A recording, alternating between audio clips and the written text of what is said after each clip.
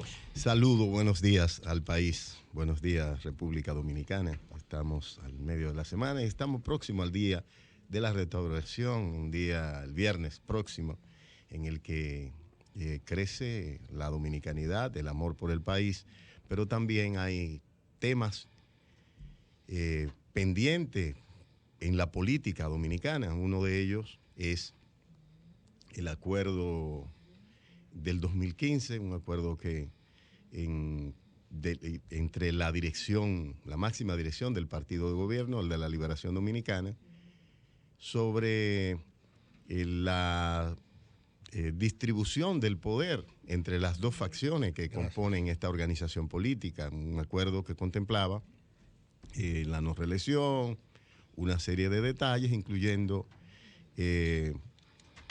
la distribución de la Cámara de Diputados, que luego fue ratificado en otro acuerdo posterior, porque según recuerdo, cuando la hermana del presidente Medina, Lucía Medina, decidió aspirar a presidir la Cámara de Diputados, luego de ser casi una década vicepresidenta de la Cámara, entonces ahí es donde surge el asunto de una reunión que reparte por años la presidencia de la Cámara de Diputados. En este momento les correspondería al diputado de Santiago, como decía Julio, Demóstenes Martínez, según lo anunciado al país por el comité político del Partido de la Liberación Dominicana en ese momento. ¿Qué lectura le puedo dar a este evento? Si el Partido de la Liberación Dominicana no se cumple con el acuerdo, si el danilismo, que es el que tiene mayoría en la Cámara de Diputados y actualmente tiene la presidencia de la Cámara de Diputados, decide no cumplir con el acuerdo, pues definitivamente el diputado Martínez no alcanzaría la presidencia de la Cámara de Diputados, porque ellos tienen una mayoría complementada con reformistas y PRDistas que votan aliados en esta elección. El Partido Revolucionario Moderno, su posición, que ha sido independiente, ha sido una posición responsable, estoy seguro de que presentará su plancha, independientemente de ser la segunda mayoría en la Cámara. Y esto no impediría que el danilismo pues, pueda preservar la Cámara de Diputados. Pero, ¿qué impacto puede tener esto en las decisiones políticas del gobierno e incluso en la aprobación de proyectos posteriores? Sabemos que el presidente Medina está cursando su último año de este cuatrienio.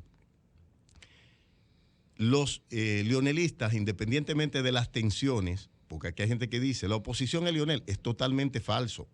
El leonelismo ha votado por todos los proyectos de endeudamiento, de préstamo, que ha sometido Danilo Medina y su facción al Poder Legislativo, y lo ha votado en su totalidad. A lo único que ellos se oponían era a que Danilo se repostulara, y ahí había una coincidencia con la oposición política, y esa coincidencia con la oposición política impidió que se modifique la Constitución para aprobar la reelección. En ese punto estaba la facción de Leonel Fernández en la Cámara de Diputados y senadores en consonancia con las aspiraciones de la mayoría de los dominicanos, que según la encuesta Gallup, el 71% se oponía a la modificación para aprobar la reelección.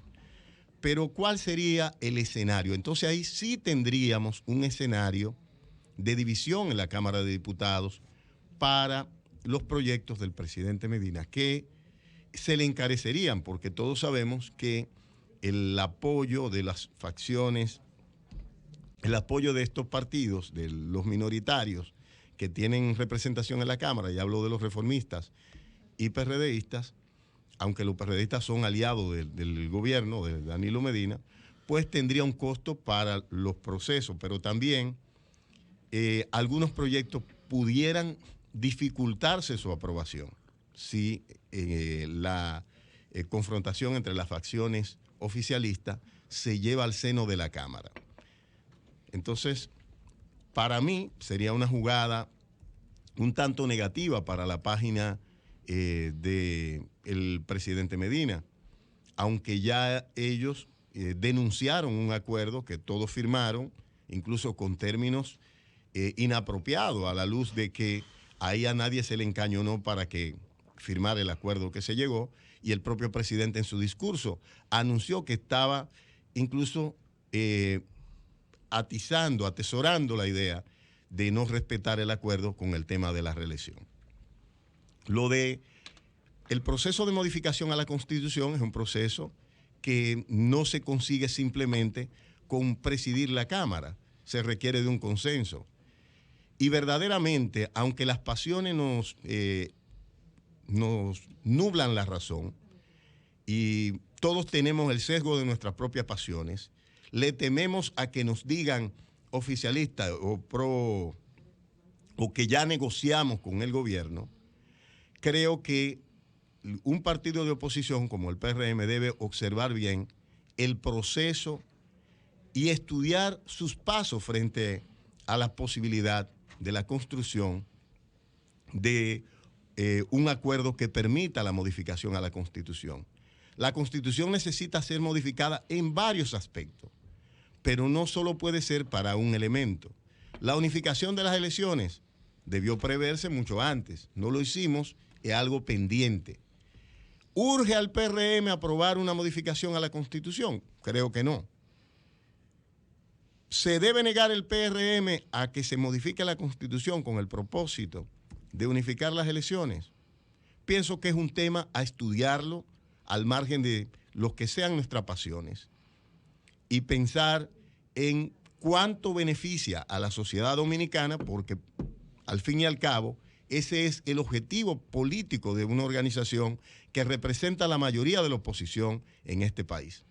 Ese es el objetivo, definir coherentemente cuáles elementos de esto pueden ser favorables, no al interés particular de mi grupo, sino al interés general de la nación. Y creo que hay cosas positivas que deben estudiarse en este fenómeno. Vamos a ponernos o rompe o raja a que se habilite Danilo Medina. El tema no es que Danilo pueda habilitarse para ser candidato. El tema es que no utilice el Estado para candidatearse. Y si miramos lo que está pasando incluso en la interna del PLD con el propio danilismo, ya están surgiendo las acusaciones de que uno de los precandidatos, y sobre todo el que se ve más cercano al presidente Medina, por el poder que ha ostentado desde el gobierno y porque ha tenido un superministerio que suplanta ministerios como el de Defensa, el de Seguridad Ciudadana e incluso el de Salud Pública con el tema de las fumigaciones, y hablo del Ministerio de Obras Públicas, se ve incluso acusado por sus propios compañeros, y ahí está la denuncia ayer de Carlos Amarante Baré, de que le está extorsionando a sus apoyos internos, y hablo de los alcaldes, amenazándolos con no incluirlo en el plan de asfalto si estos no temperan a apoyar a el candidato del plan de asfalto y el Ministerio de Obras Públicas y las demás instituciones del gobierno que también ya se han unido al apoyo al candidato Castillo. Entonces, el temor no era que Danilo se pueda repostular, le pueden quitar mañana que se repostule. A Danilo hay que evaluarlo cuando salga del gobierno, no estando en el gobierno. Porque en un país como este, donde el presidente es un faraón que puede convertir al rico en pobre, al pobre en rico, que le joroba la vida o se la salva a cualquiera, en este país el que tiene la tiara, como dirían los papas, ese decide lo que pasa. Y por lo tanto puede jugar a favor o en contra de cualquiera. El juego no será limpio.